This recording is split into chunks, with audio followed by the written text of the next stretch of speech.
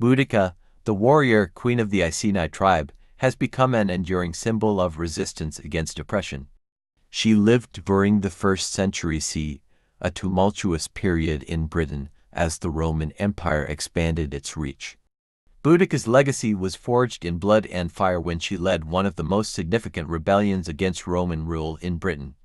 Her story is one of courage, defiance, and the unyielding spirit of a leader fighting for the freedom of her people. The Iceni tribe, located in what is now Norfolk, initially cooperated with the Romans after their invasion in 43 CE. Boudica was married to King Prasutagus, who sought to maintain peace by aligning with Rome.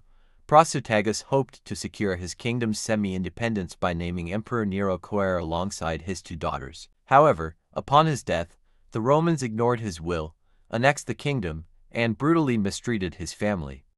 Boudica was publicly flogged and her daughters were assaulted, acts of humiliation that fueled her desire for vengeance. In 60 or 61 CE, while the Roman governor Gaius Suetonius Paulinus was campaigning in Wales, Boudica seized the opportunity to rally her people.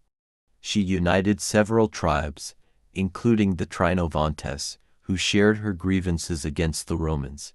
With her fiery oratory, Boudica inspired thousands to take up arms.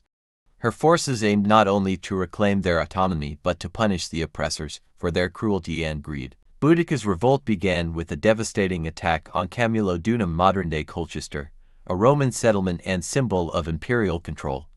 The rebels razed the city, killing its inhabitants and destroying the temple dedicated to Emperor Claudius. News of the rebellion spread, and panic gripped the Roman authorities. From Camulodunum, Boudica's army marched to Londinium, modern-day London. Recognizing the city's vulnerability, Suetonius abandoned it to fortify his forces elsewhere. Boudica's forces showed no mercy, burning Londinium to the ground and slaughtering its inhabitants. The same fate befell Verulamium, modern-day St. Albans, as the rebellion left a trail of destruction across Roman Britain. Roman historians such as Tacitus and Cassius Dio documented the rebellion, emphasizing its ferocity.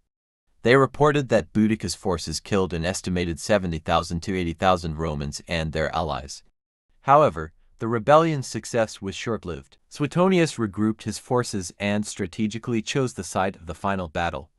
Despite being vastly outnumbered, the disciplined Roman legions defeated Boudica's army, using superior tactics and terrain to their advantage. The exact details of Boudica's fate remain unclear. According to Tacitus, she took her own life to avoid capture, while other accounts suggest she fell ill and died. Regardless of her end, Boudica's rebellion marked a turning point in Roman Britain's history. Although it ultimately failed, it forced the Romans to rethink their policies and governance in the region, leading to a more conciliatory approach toward local tribes. Boudica's legacy has endured for centuries, evolving from a historical figure into a symbol of resistance and national pride. Her story was rediscovered during the Renaissance and celebrated in later centuries as an emblem of British defiance. Statues and literature commemorate her bravery, including the iconic bronze statue near the Houses of Parliament in London.